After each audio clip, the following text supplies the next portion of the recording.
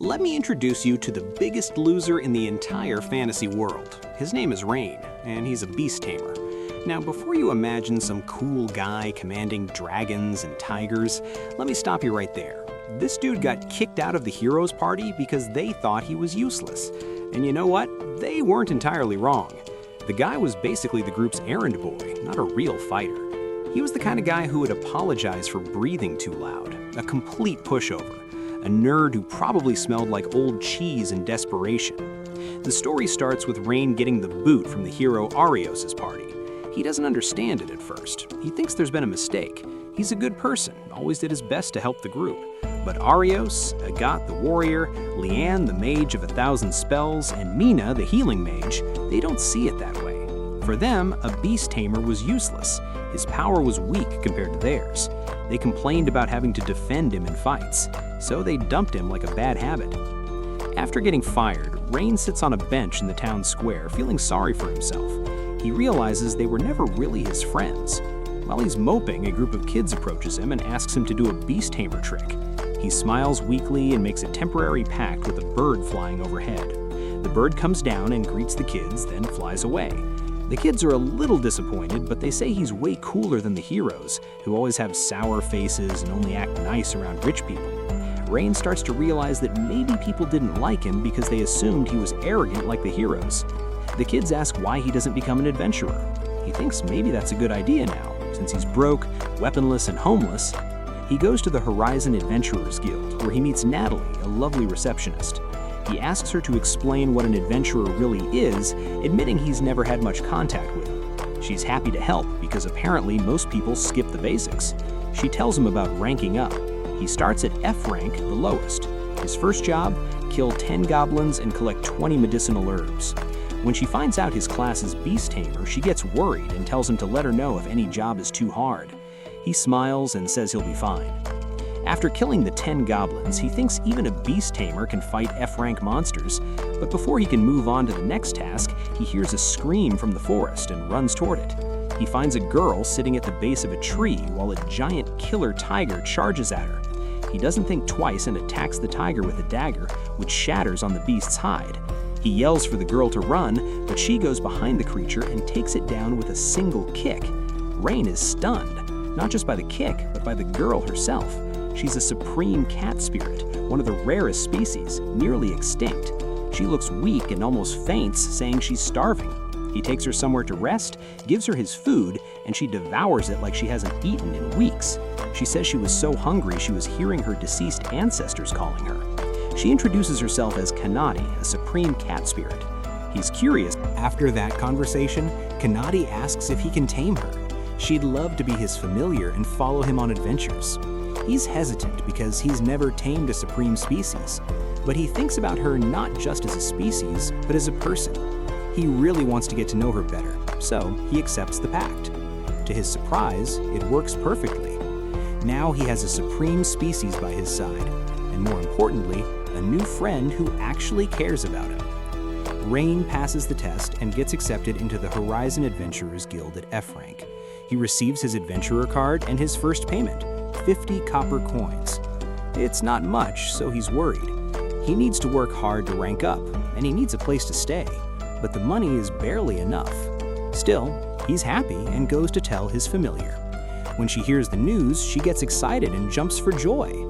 Then another adventurer enters, sees that Kanade is a beautiful supreme species and is with Rein, and starts harassing her, telling her to drink with him and leave her master. He can't accept that a kid beast tamer got into the guild and tamed Kanade. She gets annoyed and tells him to leave her alone. He gets even more irritated when he realizes Kanade is much stronger than him. Offended, he challenges Rein to an arm wrestling match with Kanade as the prize. Rein thinks about not accepting the challenge because it's a waste of time, but he worries that if he doesn't, this adventurer might try to kidnap Kanade later, so he decides to teach him a lesson. They sit at a table, and Rein is nervous because he doesn't even know if he's strong enough to win, but he has to protect his familiar at any cost. On the count of 3, Rein slams the guy's arm down on the first try with no effort and with such unbelievable strength that he breaks the table. Natalie shows up, apologizes, and says the guild is already aware of the problems this adventurer causes and is thinking of expelling him.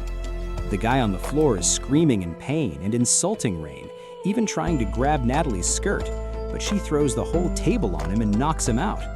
She admits she's surprised Rein managed to tame a cat spirit on his first mission, so she has high expectations for him. She leaves, dragging the unconscious adventurer away. Only then does Rein realize how strong he's become, and he doesn't know when it happened.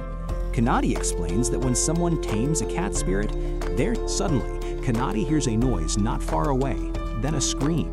They run toward the sound and hide behind a low wall to see what's happening. They see an old man alone, leading a donkey loaded with valuable goods, being threatened by a group of armed, violent bandits. Kanade tells Rein she knows that group. They have a reputation for violence with over 100 members.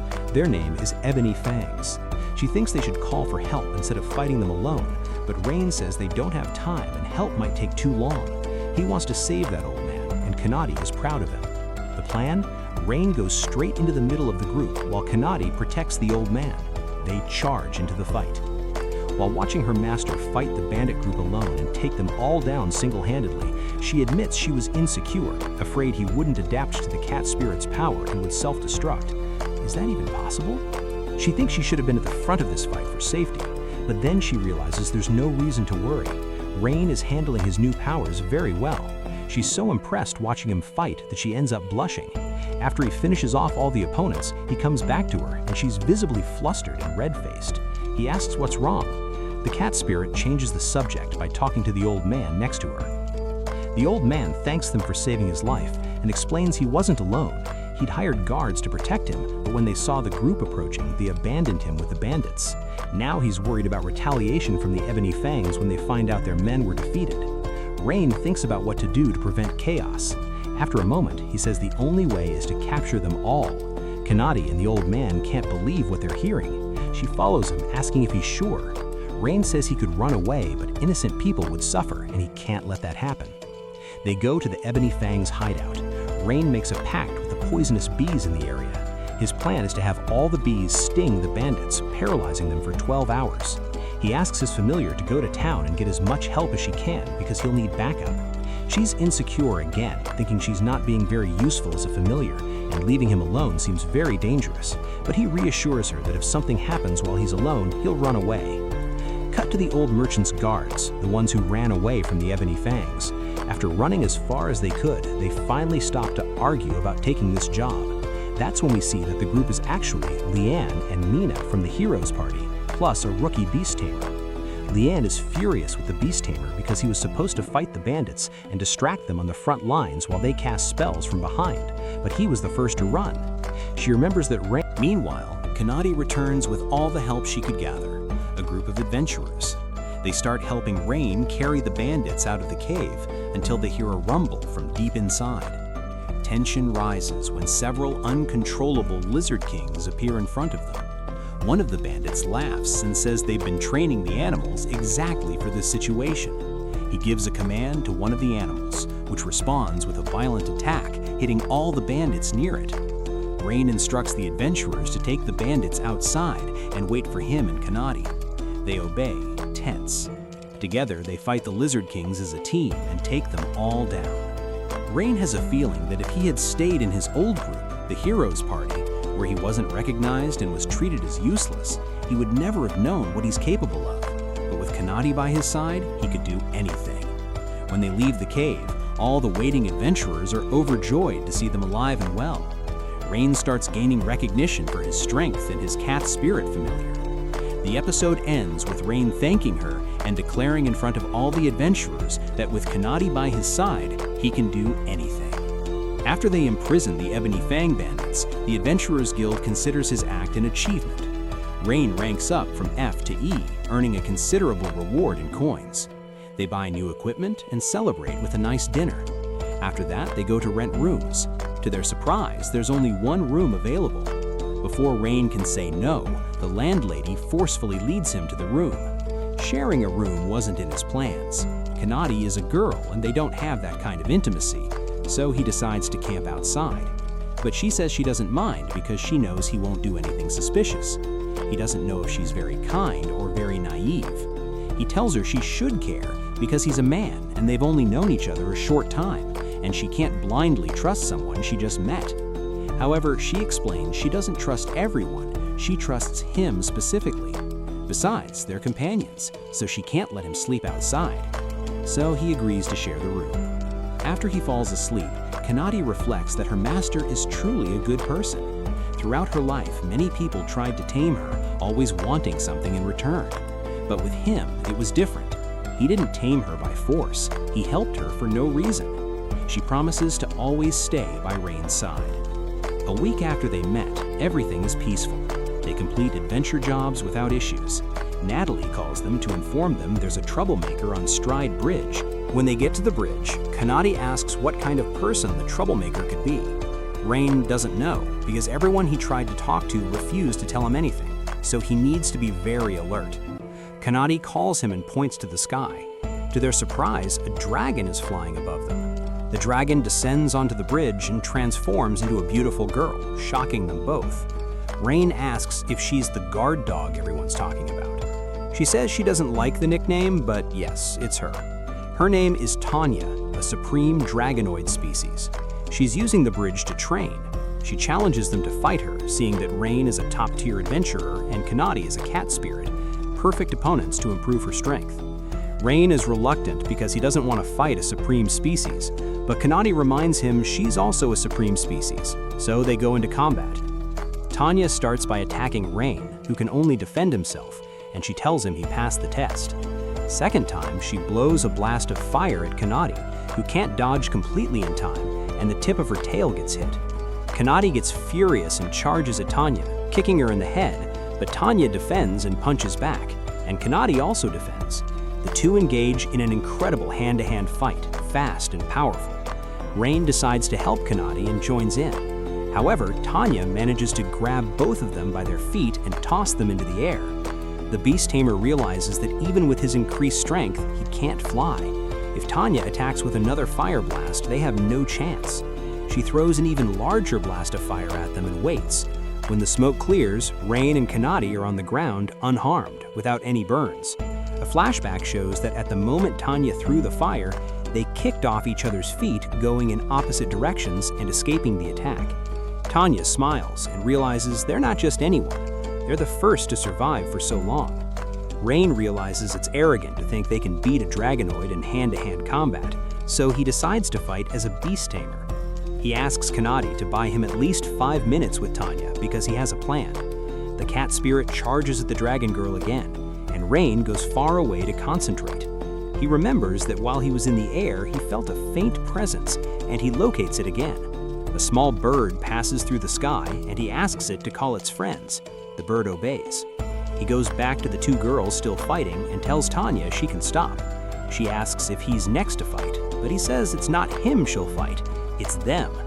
At that moment, a flock of birds appears, attacking her, pecking all over her body. She gets furious, thinking it's a bluff. How can this be an attack? She scares the birds away, and right after, she feels her body grow weak and she becomes paralyzed on the ground. Rein says that species of bird is poisonous, and their pecks can paralyze even a dragonoid. Tanya admits defeat and gives up the fight. They're surprised at how quickly she gave up, and she quickly replies that she can't even move a finger. She asks if she's a dragonoid, and Rein quickly says no, she's just a normal human in a costume. Tanya gets furious and tries to introduce herself as the Queen of the Skies, but Kanade and Rein drag her out as fast as possible. In the street, they tell her she can't go around saying she's the troublemaker because it might cause panic. She doesn't listen and tries to tell people on the street again. Rein takes her somewhere farther to explain that she can't tell anyone about being the Stride Bridge troublemaker. Only then does she understand. He says she should go somewhere far away and train without bothering people, but she says she wants to follow Rein and Kanade now because she thinks she can train better with them. Kanade gets a little jealous when Tanya hugs Rein. Rein says he doesn't have a problem with her coming along, so the cat girl admits she likes Tanya, even though she likes provoking her. So Tanya asks Rein to make a pact with her too. He cuts his hand and offers it to Tanya, sealing a blood pact. After the ritual, the dragonoid feels what it's like to be tamed. Anywhere in the world, she'll be forever connected to Rein, but now that's not a bad thing. Cut back to the hero's party. Everyone is tired, complaining about having to explore the forest and carry their own belongings because that used to be Rein's job. They wonder how to fix this. They decide to ask Rein to come back, lying that they're sorry and want him back, so that after they finish exploring the forest, they can abandon him again. Back in Rein's room, he's now sleeping on the floor so Tanya can sleep in his bed. The episode ends with the two supreme species arguing about who gets to watch the protagonist's face until they fall asleep. The trio's first job together is to exterminate slimes. Because slimes are F-rank monsters, many adventurers have neglected the job, so it's left for them. Kanade hates slimes because they're sticky. Tanya says she can kill them all alone with her firepower without Kanade getting dirty. That makes her very happy, and they both laugh. Rein is glad they're getting along. He was worried about how their relationship would be. However, in the area they're searching, they only find one slime. Rein has an idea. He'll search from the sky by assimilating with a small bird there. Assimilation means transferring part of his soul into the chosen species, allowing him to control its brain and body. The girls didn't know their master could do that, and they're amazed by Rein's increasingly surprising abilities. The moment he transfers his soul to the bird, his body collapses unconscious. They panic and try to wake him, but he answers through the bird, surprising them even more. He says he'll fly over the area to look for slimes from above. He locates a horde of slimes, returns to his body, and leads them to the location. Tanya asks if Rein knows how to use magic. He says he only has healing power and a small fireball he learned as a child. She gets an idea and asks him to use his firepower on the slimes. He doesn't understand why, but he obeys his familiar. The moment his magic is expelled, an absurd amount of fire comes out of his hands, and Tanya smiles. That's news to Rein, and he's stunned by so much information. His powers keep increasing, but he needs to practice his magic skills. He asks Tanya to help him improve his magic. She accepts, but says in a cute way that she's very strict, and she is. He learns to control his magic amidst yelling, but he's happy with the result. Back in town, they earn another nice reward and go to dinner. At the table, the two supreme species devour their food. Rein thanks Tanya for helping him with his magic. She accepts, but says in a cute way that she's very strict. And she is. He learns to control his magic amidst yelling, but he's happy with the result. Back in town, they earn another nice reward and go to dinner. At the table, the two supreme species devour their food. Rein thanks Tanya for helping him with his magic, and she asks how he learned to tame beasts. Kanade is also very curious. He starts to tell his story, but when they realize it would be a difficult story to tell, they say it's okay if he doesn't want to. But he decides to tell them because they're his companions. Rein learned to tame beasts in the village where he was born with his parents. It was a small village without even a name. At 12, he went to train alone and lost track of time. When he noticed that the sky was red at night, he knew something was wrong. He ran to his village, but when he arrived, it was too late. Monsters had attacked, and he was the only survivor. When adventurers from another town discovered what happened, they came to his rescue. From there, he lived on his own for years, until 6 months ago when he met 𝐂𝐴𝐵𝒄𝒊𝒆, who invited him to join the party. But he didn't help in combat. He was actually used by the party members as a gopher. Remembering his past, Rein says he's pathetic for all that, but Kanade cuts him off, saying he does everything to help people. There's nothing pathetic about that. Tanya also says she's very proud to have him as her master. He realizes how happy he is now to have them as companions, and to finally be recognized. The next job is to defeat orcs. Kanade and Tanya make a bet on who defeats more. Rein warns they should be careful because orcs might not be very strong, but they're smarter than goblins and use weapons. But the dragonoid doesn't listen and ends up careless in an orc attack. To defend her, Rein throws himself in front of Tanya and gets wounded in the arm, but he quickly uses his healing power and is fine. Kanade defeats the orcs. After returning to town, Tanya feels guilty about her carelessness and for getting her master hurt. If she'd listened to his advice, he wouldn't have been injured. But Rein smiles and says it's okay, just don't do it again. At night, she starts thinking she might be having feelings for him because she feels a different sensation in her chest, but she snaps out of it and lets it go. The episode ends with the heroes party appearing in front of the trio. 𝐂𝐴𝐵𝒄𝒊𝒆, the leader, tries to convince Rein to come back to his group. Seeing them ahead, Rein turns aside and changes his path. Kanade and Tanya follow, but 𝐂𝐴𝐵𝒄𝒊𝒆 calls him again and says he has a proposal to accept him back into the group because they've had trouble entering the Forest of Ruin and had to stop their search for a week. Rein refuses. Mina, the healing mage, intervenes, saying they need to enter the forest to save the world, because deep inside the forest is the shield of truth, which has the power to fight monsters. Hearing that, Rein remembers his village and the feeling of losing everything because of monsters, and this time he accepts going back to the group. However, his familiars say they don't agree, but they're willing to accept if the heroes kneel before their master. The cat spirit fights 𝐂𝐴𝐺𝒄𝒊𝒆, the group's warrior. He starts bragging about his strength and how good it'll be to fight a supreme species. It'll be his first time. But before he can draw his sword, she hits him with several heavy blows, making him question how she can be so strong. He decides to use his flame power. His sword ignites with fire. For a moment, he thinks he's won, until Kanade cancels his power with a small strike. The warrior can't understand and decides to threaten her, saying he'll now use all his strength. She replies that in that case, she'll use half her strength. The warrior starts screaming, realizing that everything up to now wasn't even half her power. Kanade hits him with such force that he breaks a tree and passes out right there. The second fight is Tanya against the two mages, Leanne and Mina. They start insulting the dragonoid and saying she should surrender to humans because they're superior. The two combine their magic and launch it all at once at Tanya, who cancels their spells with just a snap of her fingers. They get furious and make other magic combinations, again canceled without any effort from Tanya. After countless attempts, they finally tire and realize it's useless to try to hit her. She's absurdly strong in magic. Then Tanya decides it's her turn to cast magic. She invokes the eternal end. The sky turns red and magic runes appear all over the ground and sky. The runes in the sky open and giant red stakes appear. At the Dragon Girl's command, the stakes fall rapidly toward the two mages who are now on their knees, hugging each other and begging each other to do something. But both know they have no power against Tanya. When the stakes get close, they hear a thud. Tanya snaps her fingers and everything returns to normal around them. She says if she did anything to them, her master would be upset, so she was just bluffing. The last fight is between the beast tamer and the great hero. Rein doesn't want to talk.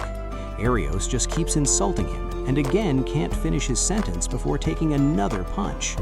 He uses his sword to fight Rein, who dodges every strike. Arios realizes that Rein's fighting style has changed. It's much better now, and he can't land a single hit. On the other hand, Rein dodges and attacks without fail. So Arios decides to use his magic. He knows he only has healing and firepower. What he doesn't know is that his firepower has increased due to the pact with Tanya. However, only firepower isn't enough to stop the great hero, who has many other spells. The fight seemed to be over for Arios, and when he approaches to finish Rein, his body completely freezes. He doesn't understand what happened, and Rein explains that he made a pact with the poisonous bees in the area. Without realizing it, Arios was stung by a bee and lost the battle. Rein doesn't support revenge, but he couldn't let this pass. After all, his former leader insulted his friends quite a bit. So while Arios is still paralyzed, Rein hits him with a much stronger punch and finishes him off, winning the battle. After their group's defeat, Arios and the others are forced to kneel and apologize to Rein. Only then does he agree to go to the Forest of Ruin to get the Shield of Truth, but only with his familiar. They reach a large tree that's emitting an illusion magic. This magic was responsible for making them think they were in the right place when they were actually walking in circles. Tanya tells Kanade to knock down the tree because canceling the magic would take too long. When the cat spirit approaches the tree to knock it down, a voice tells them to leave the forest. Kanade backs away behind her master, and they then see a beautiful fairy coming out of the tree. It's a huge surprise to find a fairy because humans haven't seen one in 200 years. Rein tries to talk to her, but all her responses are just telling them to leave. In a last attempt, the fairy raises her hand, threatening the trio with her magic, and they run away. Tanya says she can use her magic to dodge the fairy, while Kanade can knock down the tree, all without hurting the girl, but Rein doesn't accept. He says he can talk to her if he shows he won't hurt her. They go back to the fairy, who threatens him again, but this time Rein doesn't run. He just asks her not to hurt his two companions. The fairy raises her hand and shoots illusory arrows at the protagonist, wounding him all over, but he doesn't run or attack back, unsettling the fairy. On the second attack, the girls intervene to protect their master, which catches the fairy's attention even more. What is a dragonoid and a cat spirit doing with a human? They explain that Rein is genuinely a good person and she can trust him. Only after 2 supreme species say this does the fairy decide to listen to what he has to say. Her name is Sora, and when she hears that the trio is looking for the shield of truth for the great hero, she says she can't let them pass the barrier because behind the barrier is the fairy village that protects the forest. Tanya asks about the monster, but Sora replies there is no monster, just the fairy village. Rein says he really needs the shield of truth because only with it can the great hero defeat the demon lord. Sora says she doesn't like humans, but she hates monsters even more. And due to an ancient pact between fairies and the old great hero, she will hand over the shield of truth. She disappears by magic, leaving a bluish orb in her place. A few seconds later, she returns with the shield in her hands and gives it to Rein. The trio is more than surprised to realize it was easier than they imagined. No fight needed, just talking. He's very grateful and leaves, but Sora seems bothered by something. He returns to her and says if she wants to tell him what's bothering her, he can help her, since she helped him first. Sora explains that her sister Runa used to help her maintain the magic protection barrier, until one day a monster that claimed to be a servant of the demon lord attacked them. They tried to run but had to fight back. That's when Runa was captured by the monster and Sora was left alone. It was a Shadow Knight, a C-rank monster with the ability to nullify magic attacks, which is why it was able to kidnap Runa. Sora continues that the monster demanded she lower the barrier in exchange for her sister. So she asked for help from her village's leader, but he encouraged her to abandon her sister, prioritizing the lives of the fairies in the village. She understands her leader's concern, but even so, she can't abandon her sister. The fairy cries in despair, but the protagonist, with a smile on his face, wipes away her tears and says they'll help rescue her sister, defeat the Shadow Knight, and protect the fairies in the village. The trio realizes they don't have much time to fight the Shadow Knight because he gave Sora until before sunset that same day to lower the barrier or her sister will die. He asks the fairy to wait for them right there while they go after the knight. Sora feels she can trust them and agrees to wait. The trio goes to where the monster is and finds him sitting while Runa is tied up above him. Rein attacks him with a fireball to distract him, since magic powers have no effect on him, while Kanade attacks with a strength strike. But contrary to what they thought, the knight doesn't move an inch. They then both attack the monster, who again doesn't move a centimeter. While they're occupied with the knight, Tanya rescues the captured fairy, but the knight notices and tries to attack Tanya, who flees with the fairy in her arms. The knight gets furious, realizing they're there to help the fairies. Rein runs away with Kanade. Hidden behind a tree, he asks the cat girl to attack the knight to buy him time because he has a plan. Kanade goes after the knight again, uselessly, while her master makes a pact with the poisonous bees to also attack the knight. When the bees appear, Rein raises his hand toward the cat spirit, activating his pact with her and ordering her to release her power, causing a burst in her strength. A light goes through her chest and illuminates her entire body, giving her a surge of strength and energy enough to defeat the knight with a single blow. Her strike makes a hole in the knight's chest, and then his entire body disintegrates in seconds. The trio wins again. Kanade asks Rein what that was, and he says it's just a beast tamer's ability to increase their natural abilities for a few moments, and he didn't have enough magic for it before, but now with Tanya's magic, he can.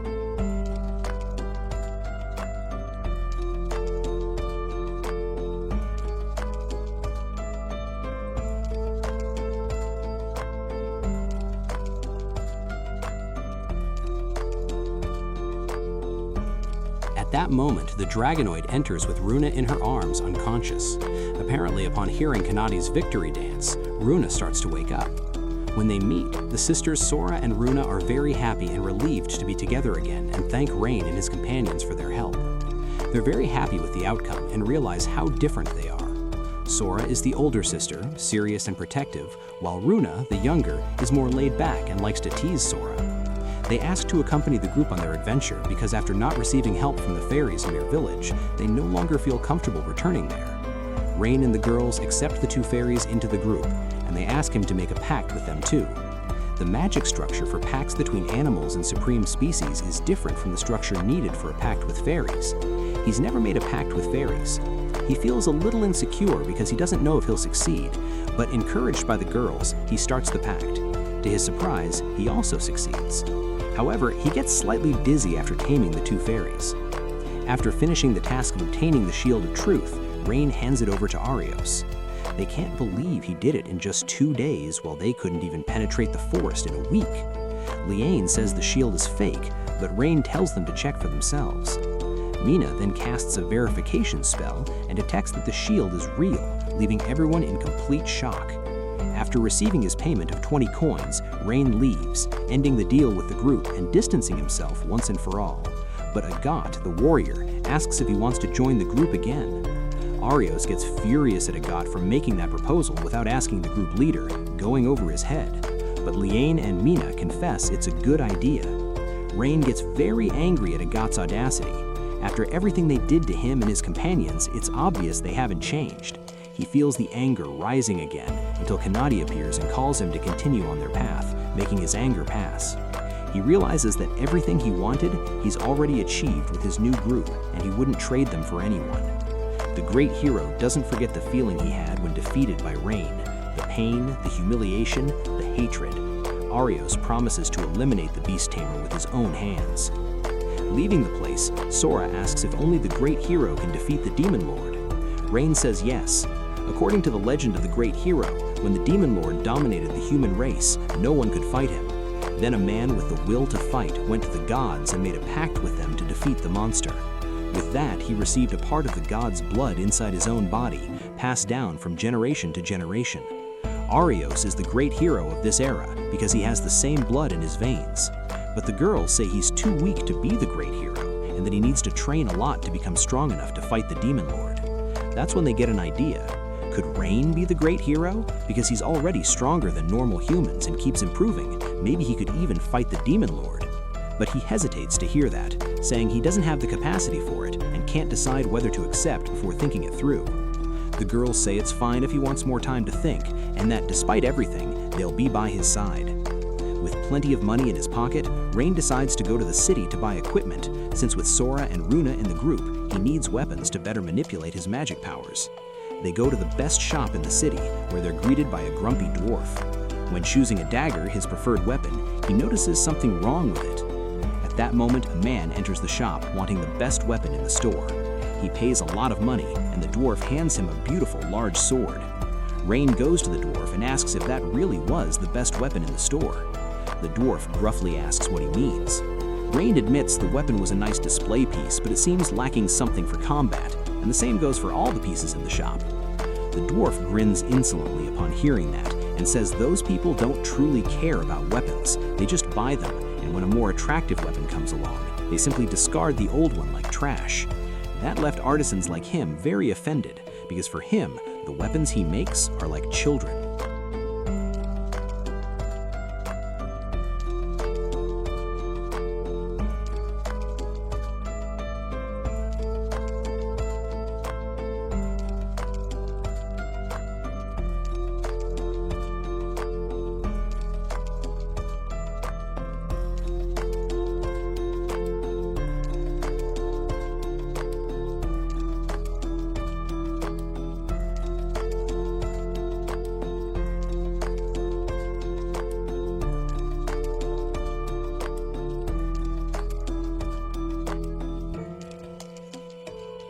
That's why he started making only beautiful weapons, not truly good ones, and no one noticed the difference until Rein showed up. However, he never stopped making real weapons for people who are worth it, and he realizes that the protagonist is one of those people.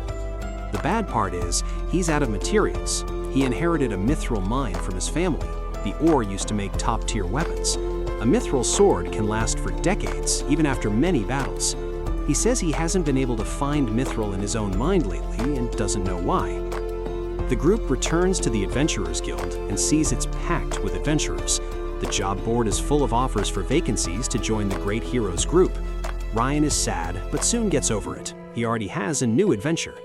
On the way to the mine, the fairies get very tired because they have no physical endurance. Rein remembers there's a lake nearby where the girls can cool off. Kanade jumps for joy because it's a very hot day. He gets shy and walks away so he won't see the girls bathing. He asks a squirrel to keep watch. If anything bad happens to them, the squirrel must warn him as soon as possible. Meanwhile, he lies down under a tree far from the girls. Kanade, 𝐂𝐸, and Runa are enjoying the lake, cooling off in the heat, when suddenly a fish bites Kanade's tail, making her scream. Rein hears his friend scream and runs without thinking twice, so without thinking that when he arrives he finds the girls without clothes in the water and turns away in despair. He apologizes countless times. It wasn't his intention to see them like that. The girls forgive Rein on one condition, that their friendship doesn't change.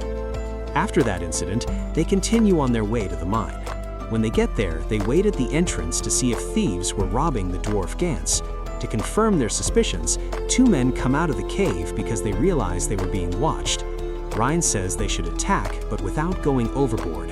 In the instant that Tanya and Kanade knock down the two men in one blow, the fairies ask if he wants them to see the thieves' memories so they can get more information.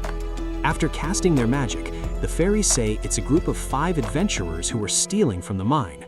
Rein says it's better to go in and attack because the thieves might already know they're there. He also notes that the bird flying above them is acting strangely. There's probably a beast tamer among the thieves.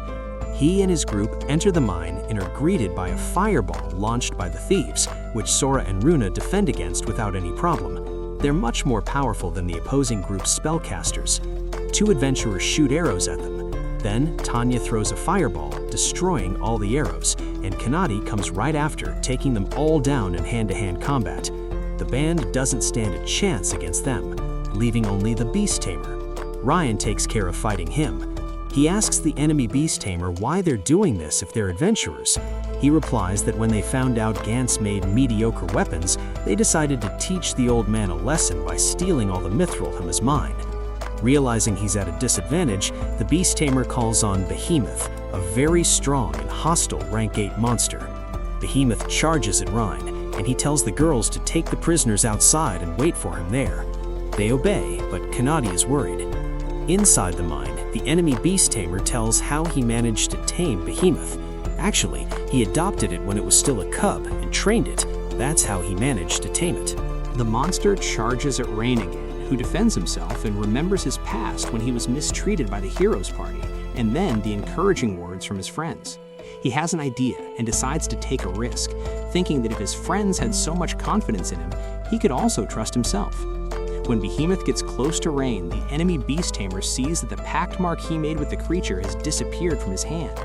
Rein managed to dismantle the enemy's pact with the beast and made his own pact with 𝐒behemoth, canceling its attack. The beast stops. The enemy beast tamer won't accept defeat, screaming more and more for 𝐒behemoth to attack Rein again. Rein tells him to stop screaming at the creature since this species is quite hostile, but he doesn't listen. 𝐒behemoth then gets up furious and tries to attack its former master with such a violence that Rein is forced to kill it for good.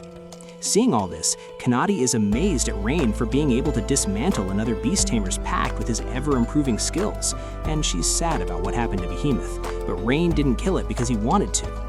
They take all the mithril back to 𝐂𝐴NTS and tell him why the adventurers were doing it. 𝐂𝐴NTS isn't furious, but he feels regretful. He shouldn't have judged his customers that way and consequently made weapons he considered what they deserved. He says he'll make a fresh start, new weapons with his soul and heart again. Starting with Rein's weapons. He asks the protagonist what kind of weapon he's looking for. Rein replies he'd just like a dagger and a gauntlet, but he whispers a mysterious request in 𝐂𝐴NTS' ear. In the Great Heroes group, Arios is eagerly searching for another beast tamer to replace Rein, but his requirements are very strict, so no one can fill the position. Mina tries to talk to him about it, but feels that this hatred toward Rein might end up destroying their relationship. So she just smiles and asks Arios to rest, since he's working too hard. Plus, he has the mission to save the world. But as soon as she leaves the room, Arios opens his desk drawer and takes out an enchanted ring, saying that before saving the world, he has something to settle with Rein. Rein goes back to the Adventurers Guild to ask Natalie about what happened to the adventurers who stole from 𝐂𝐴NTS. She replies that they had their IDs confiscated and were arrested. He asks if that isn't too severe a punishment for a small crime, but she says theft and taming a hostile monster for evil aren't small crimes. Besides, they had committed other offenses. He is sad about their situation, but 𝐂𝐸 and Runa tell him he did the right thing. After that, they take a day off. Kanade and Tanya stay in their room sleeping late, while Rein goes out with the fairies for a rest day. They take the opportunity to ask him if he felt any difference after making the pact with them regarding his abilities, but he says he didn't feel anything. They get very sad, saying they're useless as familiars because they're not strong like Kanade and Tanya, but he doesn't care about that and consoles them by talking a little about his time in the Great Heroes Party. The mood returns to normal and they go to call the girls for lunch. At that moment, a man, accompanied by several soldiers, rudely tells the girls to come with him with suspicious interest. He says they're worthy of his presence, and from now on, they'll be his. Rein asks who he thinks he is to speak to his friends like that. The man introduces himself as 𝐿𝒏𝒄𝒊𝒆, son of the Lord of Horizon. He offers the girls a life of luxury, but they refuse. 𝐿𝒏𝒄𝒊𝒆 orders Rein to hand them over, but he also refuses. 𝐿𝒏𝒄𝒊𝒆 sends his men to attack him, but he defends himself from all of them. The soldiers note he's not an ordinary man. 𝐿𝒏𝒄𝒊𝒆 then tells Rein to hand over the girls or his soldiers will attack the village's population. Innocent lives will be lost if Rein doesn't do something. He thinks about how to save everyone at once and decides to use consecutive enchantment, a fairy ability to launch fireballs at all the soldiers at the same time. Seeing he won't get the girls, 𝐿𝒏𝒄𝒊𝒆 runs away but says Rein will regret this. The saved population approaches the beast tamer to thank him, and an old man says they should flee as far away from Horizon as possible. That night, Rein and his group talk about what happened and the danger 𝐿𝒏𝒄𝒊𝒆 represents. He learns that 𝐿𝒏𝒄𝒊𝒆 keeps girls imprisoned in his mansion and abuses them, along with several other crimes, without evidence. They decide to go to the Night Order to report him, but when they mention 𝐿𝒏𝒄𝒊𝒆's name, the Night Leader says they're slandering the son of the Lord of the Lands and they'd better keep quiet. Rein realizes it's useless to talk to the Order because they themselves are on 𝐿𝒏𝒄𝒊𝒆's side, until Stella, the vice commander of the Night Order's branch in Horizon, goes to them and says she also wants 𝐿𝒏𝒄𝒊𝒆 and the corrupt knights to pay for their crimes. She asks for help from him and his group for this, because for her it's very hard to trust people close to her order. Rein accepts and comes up with a plan to catch 𝐿𝒏𝒄𝒊𝒆 and the knights all at once, a trap. They make the Night Order believe there's a warehouse with evidence linking them to 𝐿𝒏𝒄𝒊𝒆 and the Lord of the Lands. The knights go to the warehouse at night with orders to destroy the evidence. When they arrive, they realize it's a trap, but it's too late to go back because the fairies have locked them inside with magic. Thus, Rein manages to take down all the knights, leaving only 𝐿𝒏𝒄𝒊𝒆, Stella's superior and 𝐿𝒏𝒄𝒊𝒆's corrupt right-hand man. Stella asks Rein to let her fight 𝐿𝒏𝒄𝒊𝒆 alone. He agrees. The corrupt knight isn't surprised to discover Stella was part of the trap, because for him, she's just an innocent knight, but he won't let it slide easily. The two engage in a sword fight, showing how strong Stella is. When he claims there's no justice in the Night Order and no justice in the world, she decides to eliminate him once and for all. With a single sword strike, 𝐿𝒏𝒄𝒊𝒆 falls with a neck wound. Stella wins the fight. When 𝐿𝒏𝒄𝒊𝒆 learns that the corrupt knights were arrested and Stella has taken command of the Night Order, he gets furious and takes it out on one of his prisoners, an innocent girl who's constantly abused by him.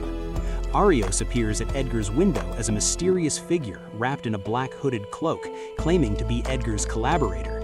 He brings information that Rein is behind everything and intends to take everything from 𝐿𝒏𝒄𝒆, his money, his mansion, his women, everything. 𝐿𝒏𝒄𝒆 says he'll kill that beast tamer.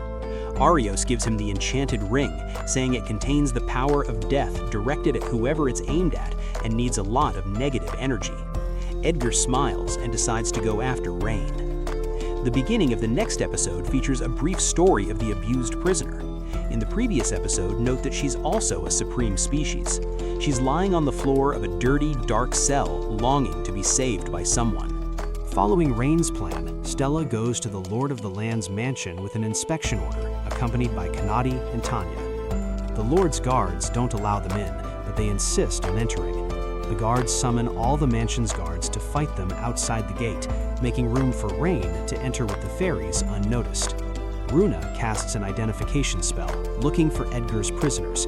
She senses the prisoner's energy, but also a more powerful energy. Could it be a supreme species? And if so, would 𝐿𝒏𝒄𝒆 have her as a prisoner or as a combat familiar? Rein says it's not a good idea to stay there without knowing the danger, so he sends the fairies to take all the prisoners outside while he goes after that supreme species. Sora and Runa are reluctant, but accept on the condition that if he gets hurt, he'll owe them 100 head scratches. He accepts, says he'll be careful, and they split up. He searches through the mansion's doors until he finds a separate, dark cell. In this cell, he sees a girl with fox ears and 3 tails, a demigoddess. He breaks the cell doors without thinking twice and goes straight to her. Rein uses his healing power on the girl, who is actually a child, and then introduces himself. Her name is Nina. Rein says he's there to save her.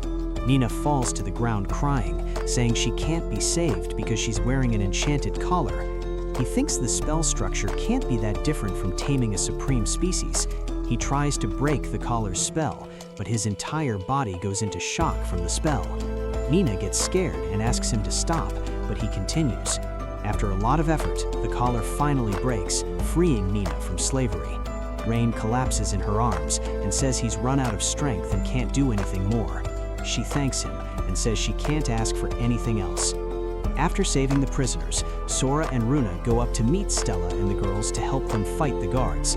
They inform that they have no more prisoners to use as hostages, so they can defeat them without mercy. Kanade and Tanya are thrilled with the news and fight without holding back their strength. Edgar is at the window watching everything from afar, and his father, the Lord of the Lands, appears worried, telling his son to sort it out. Edgar tells his father there's nothing to worry about, that everything is under control. He's using the ring given by Arios. Rein appears with Nina on his back, and the girls tease him about bringing another girl into the group, making indecent jokes. Rein gets embarrassed and says it's nothing like they're thinking. They laugh and say it's just a joke, and are very happy to have another companion in the group. Kanade is happiest because Nina is a fox, just like she's a cat, and says they're tail sisters. Stella comes to talk to Rein about the next part of the plan. Now she must enter the mansion and seize all the evidence to incriminate Edgar and his father. At the same instant, the Lord of the Lands appears at the top of the stairs, trying to flee, and is surprised by the group.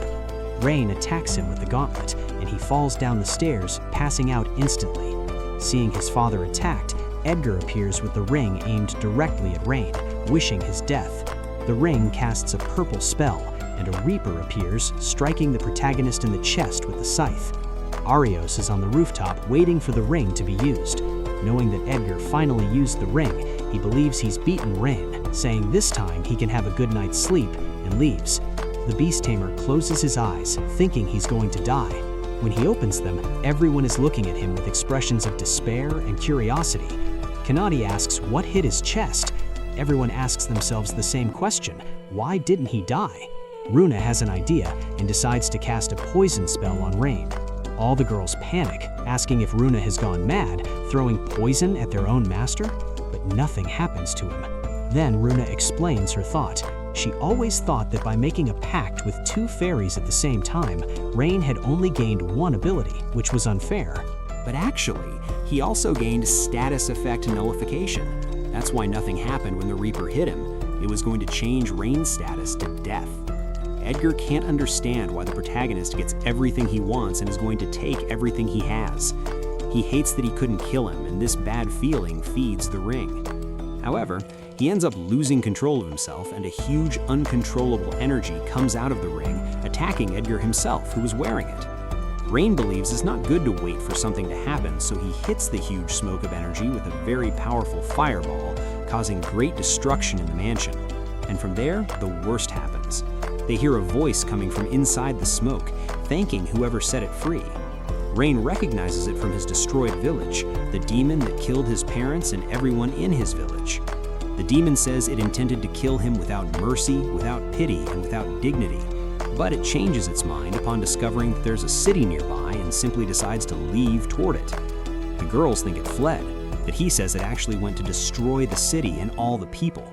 He can't let that happen. Stella is tasked with protecting the city's people, and Nina and the rest of the group go after the demon.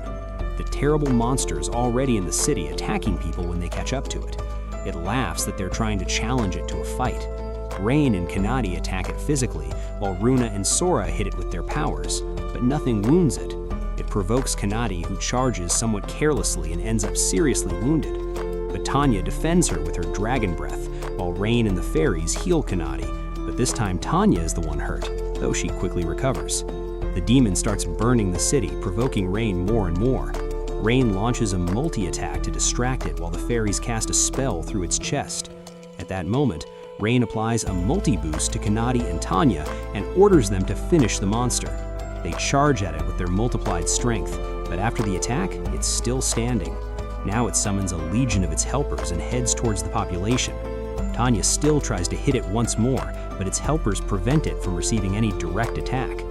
The fairies say they can still be useful while they fight the demons, using their teleportation powers to take people to a safe place, regardless of whether it reveals their fairy identities to the people of Horizon, because until now, that was a secret.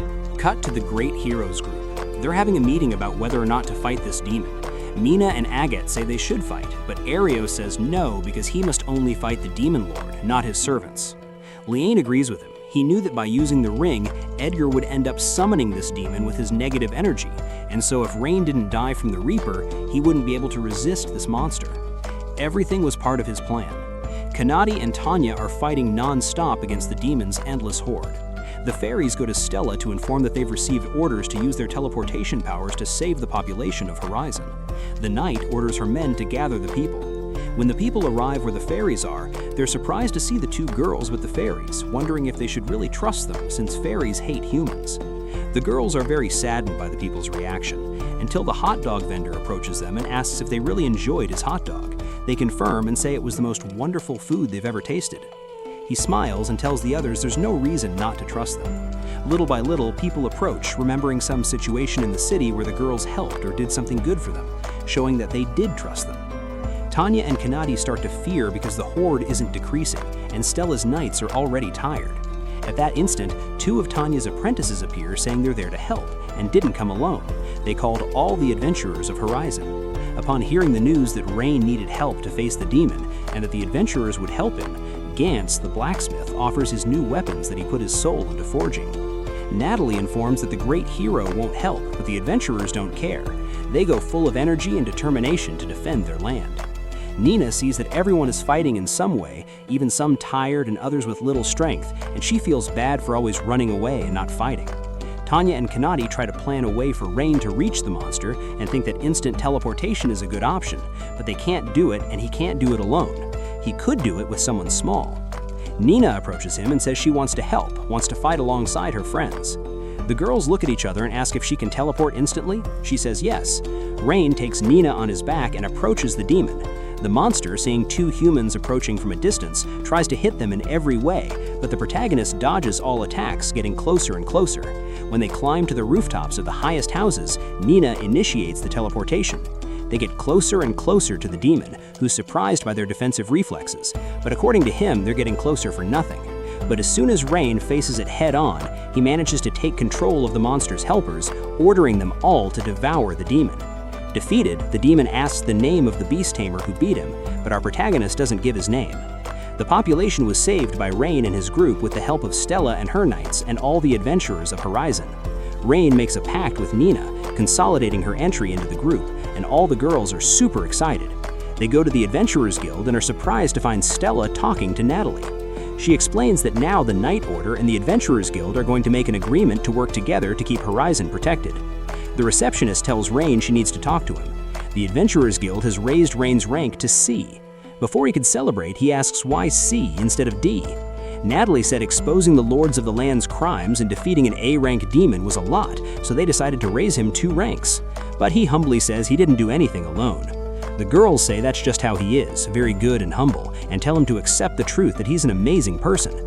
His reward for C rank is bigger than all previous ones, so he asks Natalie if there's another larger room to rent. She suggests buying a house that can serve as a base for his group. After careful analysis, he realizes that's the best thing to do. Natalie says the Adventurers Guild also serves as a real estate agency, selling houses to adventurers, and starts showing them all the available houses in the region. But none catch the group's attention until they reach the last house. The house seems perfect. 10 bedrooms, large bathrooms, a big outdoor area with grass, and it fits Rein's budget. But Tanya has a suspicious feeling. If this house is so perfect, why did Natalie wait so long to show it?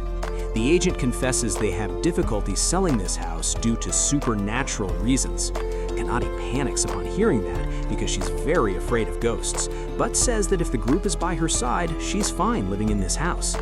They enter the house to see the inside, and are immediately greeted by a voice telling them to get out. The ghost appears, a girl in a maid outfit, unwilling to share the place.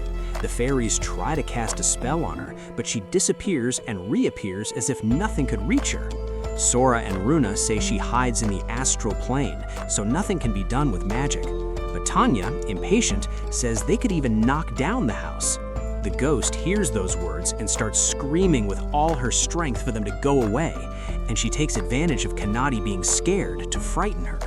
Kanade is so scared, she loses control and starts attacking the ghost so fiercely that the ghost starts running away from her. The fairies take the opportunity to create a barrier, preventing the ghost from fleeing to the astral plane again, forcing her to talk to Rein. She tries to take over Rein's body, but he controls her without effort because even as a beast tamer, he learned as a child to tame ghosts, shocking the ghost, who admits defeat. She agrees to talk to Rein. Her name is Tina Holly. She was a maid in another city, but was murdered 30 years ago by her misogynistic boss. She says she's not stuck in one place and can go wherever she wants. Rein asks what she intends to do now. She replies that she'll leave and leave them in peace. But Rein and the group say she can stay. Kanade only asks that she not scare her by going through walls. She's very happy to be able to continue living in her house. Arius and his group go to a market stall and ask the shopkeeper for provisions for a week, but unfortunately they didn't bring money, so it'll have to be free. The shopkeeper says there's no way to give free provisions to his group. The great hero says he's on an important mission to save the world and gets even more furious when the man says he can't help someone who didn't want to help the city. Suddenly, all the surrounding shopkeepers start yelling at Arius, calling him a coward, until someone says the beast tamer was braver than the great hero, filling Arius with hatred and threatening Rein. Back home, Rein and Kanade return from shopping and are greeted by the girls with a table full of food, with the fairies boasting that they made it along with Tina. Everyone is happily savoring their favorite dishes. Rein realizes how happy he is in his new family and has a vision of his parents when he was a child, crying at the table. The girls ask why he's sad, but he changes the subject, saying he's very hungry. The episode ends with Rein's entire group around the table, eating a plentiful and happy feast in peace. And that was the story of Rein, a simple beast tamer who, upon meeting a girl with cat ears and tail, had his life completely changed for the better.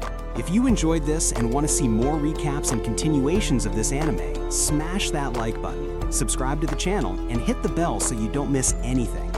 And hey, when the second season comes out, I'll bring the recap right here, but only if you guys comment down below asking for the second season recap, so go crazy in the comments. In the meantime, check out more recaps here on the channel. This has been Curious Nerd signing off. Thanks for watching.